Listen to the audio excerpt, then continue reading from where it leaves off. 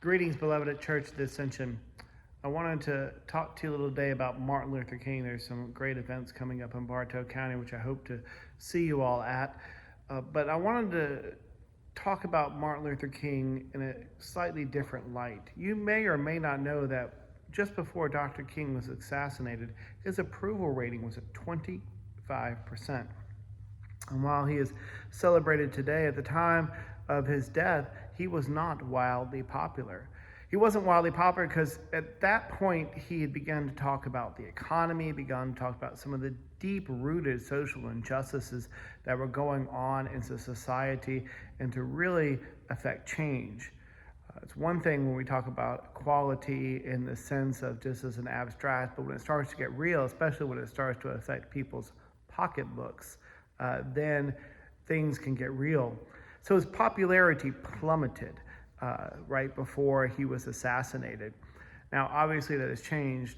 Now, we like to take Dr. King quotes and use them sometimes out of context, but the reality of it is he was for real change.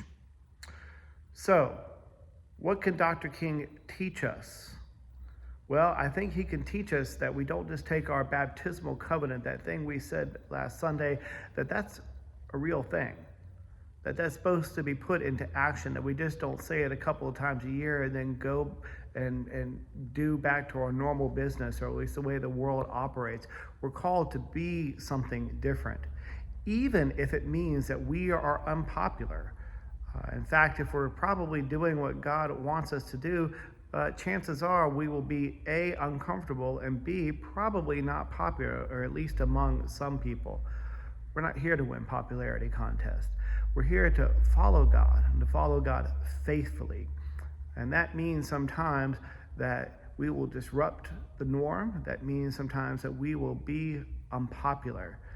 This season after the Epiphany is a continuation around light and darkness. It's themes that kind of weave in and out throughout these coming weeks. My hope is in the midst of these dark days, in the midst of the days where our government is doing things almost unimaginable, that we can stand up to these injustices. I don't know what that looks like for you, but for me, it means shining light onto things that need to be seen. It doesn't mean sitting idly by, even if it's more comfortable, even if it means that more people will like me. That's not what we're called to do. My hope is, Church of the Ascension, we can claim our voice and be the people that God is calling us to be. May you see God's light shining in your life and around this world these coming weeks. And may you have the courage to let God's light shine through you. See you this Sunday.